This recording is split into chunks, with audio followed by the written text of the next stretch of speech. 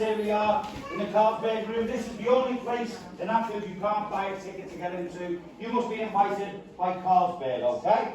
So if you're not on the way to Carlsberg, make them your best mate. Might give you a chance to get in here. As you say, the guys buckets for all the beer in here. And this is where they go for man of the match as well in here. The Carlsberg corporate sponsors. They'll get the man of the match award over there where you see the King and God, Stevie G and Rushy. You get presented with a big bottle of Carlsberg like you see in the corner there, and you get a small trophy. We do have players who don't like to come in here, I'll be honest with you, because of the association with that alcohol. Jim Shaqiri, Sadio Mane, Mohamed Salah, because of their Muslim religion, and quite rightly so. Why should they? Does anybody know what Eid is? Eid is the end of the Muslim festival where they're allowed to feast after fasting for so many days. One of the greatest nights we ever had at Anfield was 2.5 years ago, was in here, and it was Eid. And we invited, Mohamed Salah goes to one mosque in the south end of Liverpool, Sadio Mane goes to another. So we invited to 2 mosques here. Should have been 350 people, we ended up with 600 now. You must have all rang the mates up, and he was going here from Bradford, Leeds, and everything. Oh, what a great night.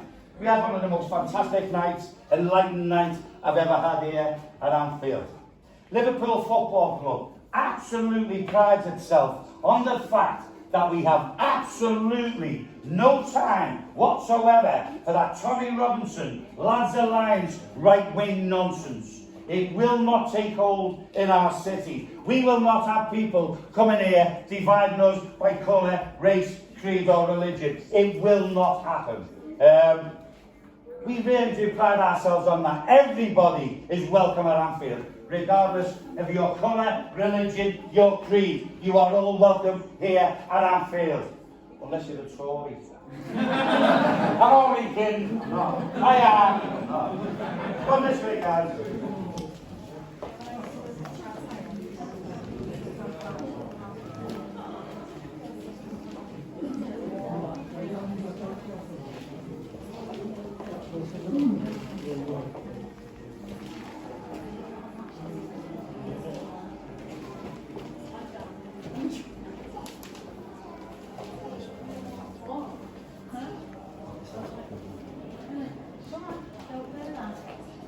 Transition is, we usually have the advertising board behind there with all our major sponsors on, but because we're in transition between New Balance and Nike, dragging their feet, you know what I mean? There's no signs up there. Come on, get yourselves up, guys, you want to take your photographs? What you usually do, you get maybe 100 journalists in here, guys. It costs you £11 million to ask the first question. For the simple reason you're the one who's televising the game, and that's what you get. Liverpool Football Club, the most watched football club in the world. Can you go that way, guys, so you go in and off on the same way, if you don't mind? So you just go that way, guys, like that, and then enter that way and exit that way for us. Yet the revenue we got was 250 or 265 million, absolutely unbelievable. Deloitte have just put our fan base down now at 771 million. Absolutely unbelievable, guys.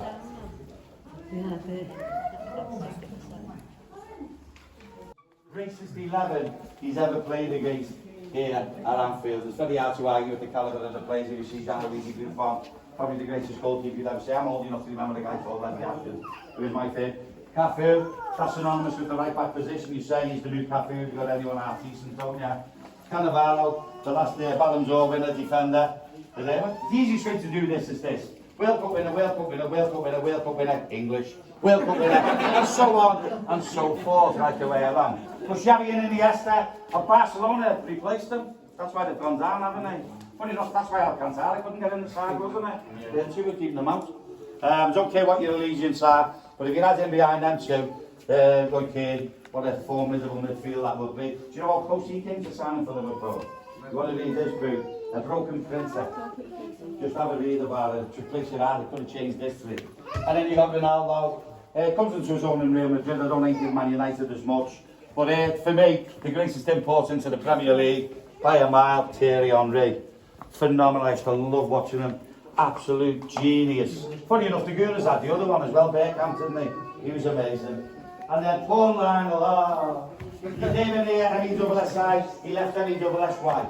It was never the same. If you look closely, you see teeth marks everywhere, Louis Suarez took a comment on. Did anybody see the Tucan TV, the documentary, Barcelona 2 years ago? When they were in, do you know what? They're in here at half time on that famous night. The Gospel's truth, and Jordi Alba is sitting there and he's crying. They're only 1-0 down and he's crying. Jordan Henderson would have been able to run across and volley them in the head. Crying at half time, you having a laugh? Ridiculous. Look, this room, guys, as you say, everyone who comes in here should be treated with courtesy and respect. That's a given. But do you want to welcome them? Well, let's have a little think about that. The ones that are in this dressing room. Is it deliberately made scenario here on No, there's a lot of urban myths about them. The only thing they haven't got is any insulation in the roof. And the reason they've got that, because above your head on a match day is 20,500 screaming Liverpool fans. We want them to know that above their heads is 20,500 screaming Liverpool fans. Is there a slippery floors after the game when they're all quiet? Yeah. But do you want to welcome them, guys? Really? You know, as you say, be respectful. But you don't welcome them for the simple reason they're thieves. They've come to steal your 3 points. They'll come to rob your place in the Champions League. They've come to snatch the FA Cup right out of your hand. So respectful, yes. Welcoming? I don't think so, guys. Have a little look at this. This is all there, everything they've got. You can make a cup of tea and a ham sandwich in there if you want to. That's all they have in there. And come on, look at that.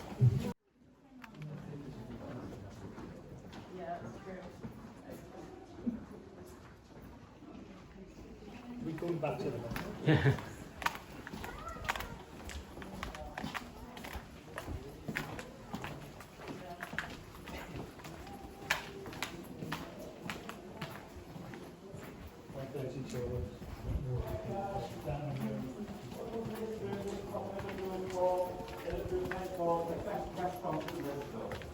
The food is absolutely phenomenal. The millionaires eat like millionaires. This is just part of our social complex. This is their favourite room. They love coming in here. They come in here after the game where the food is just phenomenal. They sit here, they put the TV on and they relax. 2 seasons ago, we would have come in here very, very different, very generic. There was nothing on the walls, but with the insistence of Jimmy Milner, Joe Denison, a few of the seniors, they said, boss, let's brighten it up. And if you look on the pictures, guys, on the walls, one of the olds of them, Flushman, this is their greatest place, they love it in here. Jürgen Klopp, as I've always said, he's only ever made one world-class signing, only one world-class signing in his whole career, and that is...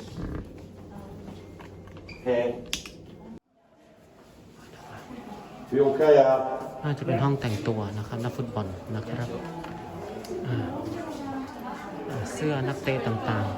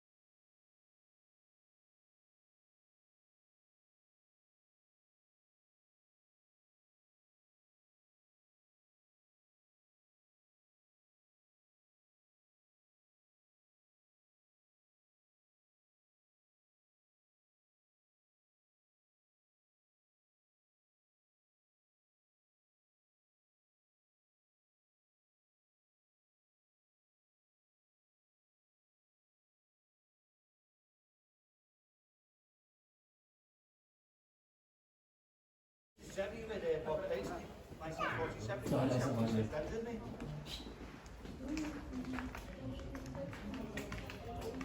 Yeah, by the way, this Jäger seat there, then I'm going to get in there after the hammer on them, you took the scarf there, babe. He's up your mouth, because you're on the Jäger seat, isn't it? That's what I was going to say, he never sits in it anyway. What he does, he's supposed to stand there, and he stands there, the devil in him, and just make sure that he annoys everybody. So the fifth official always going to say, all right. And it's from this very spot, do you remember Little Arms? Tried to get the ball and he couldn't get it, and Origi scored the header against Everton. He's only got little arms, and he ran right across there, right in Palison's hand. He got fined £8,500. He was working He's only got little arms. He's only got little arms. He couldn't reach the crossbar. He couldn't reach the crossbar. He couldn't reach the crossbar. He's only got little arms. Yeah, let me get my hand back. Give us me scarf. Right, you ready? What a fabulous day, guys. Look at the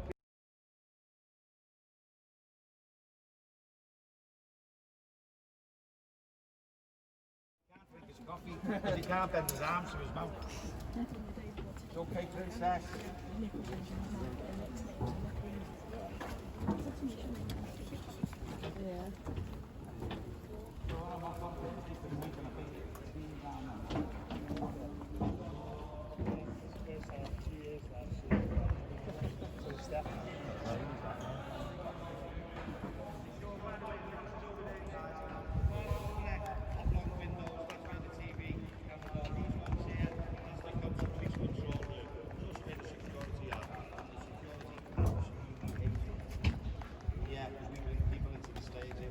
Everyone to them, everyone is a threat. Oh, I bring the people into the stadium. So they're always trying to close us down. So that's why we've got to be ultra careful to make sure that we stay together in the group, guys. They absolutely can't wait to snitch on us. Horrible, I hate them. Hate them. This way, guys. Right there over in the corner over there. Yeah? But if you're thinking about the famous one of Steve Hunter and John Aldridge, they were up there. See where the standard charge is? They were up in the top there, that's with the radio. Brilliant, that one. Speaking of which, out of 128 years we've been playing on here, guys. That's my job. No part of the pitch has ever been named after anyone until the end of last season. This is now and will forever be known as Trent Alexander-Arnold Corner. Yeah. Corner taken quickly. Hello, Daniel.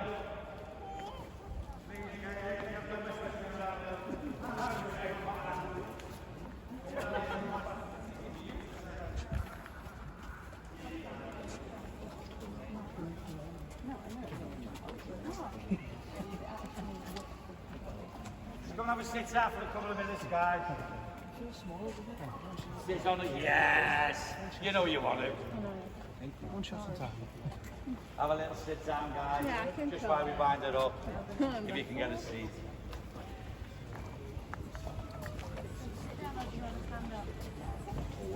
Come on, Babs. Have a little seat. Take a few, guys, if you can find one.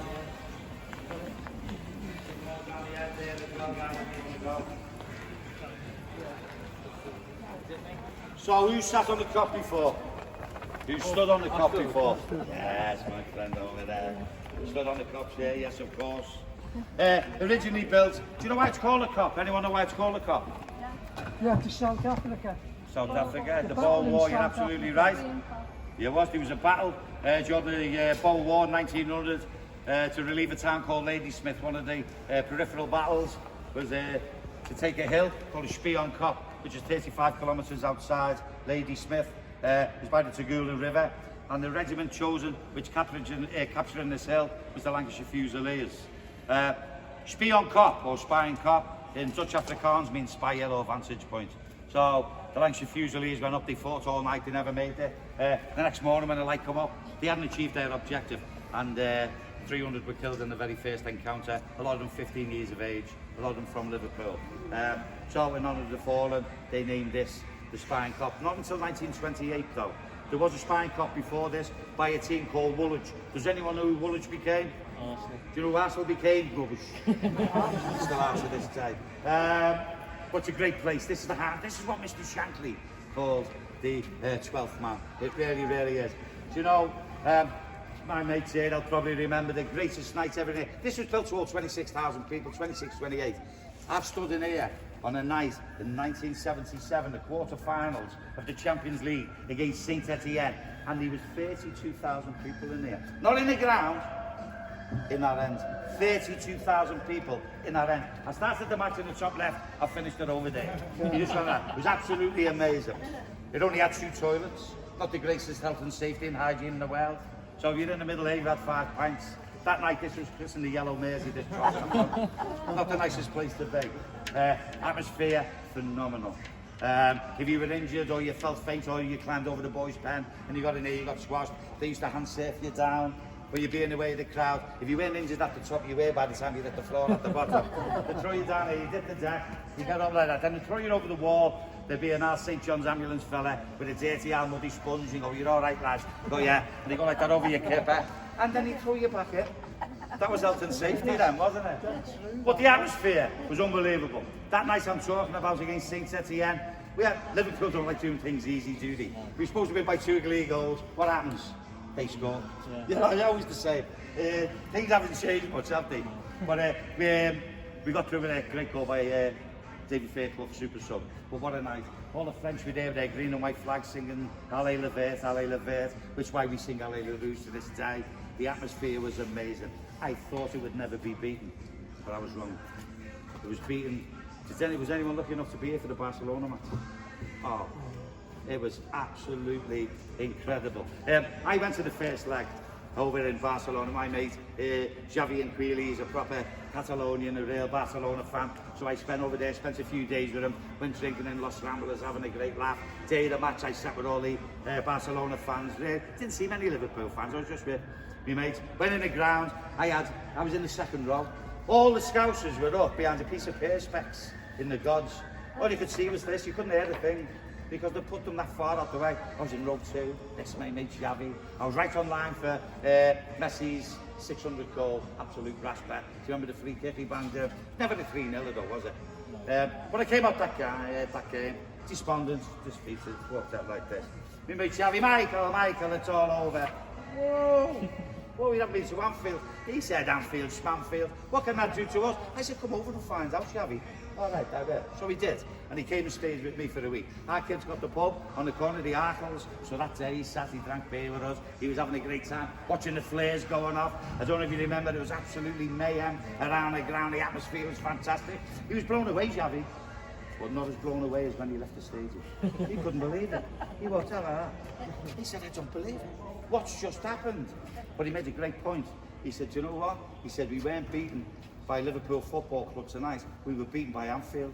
Never a truer word spoken. This place was absolutely on fire. It was just the greatest feeling you've ever known in your life. Do you think we would have beat Barcelona in any other stadium than here? Not a doggies. This is our own. This is weird. 15 points a season. This is special. Do you remember them Cowboys 10 years ago? We're going to build a new stadium. No, we're not. We're staying here. That lot over there, they're moving house.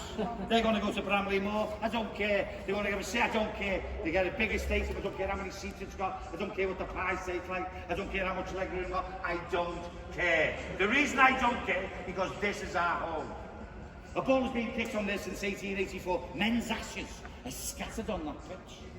And we've got a fantastic, perfect storm at the moment. There's a synergy going on at Anfield, where the whole is bigger than the components part. Everybody gets it. Even our custodians, I don't like using the word owners, our custodians, FSG, they get it. How do we know they get it? Because of that. It's a Kenny Dalglish stand. They could have called that the Twinkie end and got $20 million a season, but they realised there's something more intrinsically valuable about having a living legend's name on the stadium than having the money. It really is a fantastic place to be. When you come to Anfield, you do not come here to spectate. You come here to participate. You don't film it, you be it. You get behind the side. This is what gets us on, guys. We're the teams behind the team. And it's true. Jurgen Klopp in his matchday programme, Man City last season, he said everybody has got to be on the game, even the hot dog seller. That's a strange thing to say, but that's what he means. That's how deep it must go. That's how big the teams behind the teams must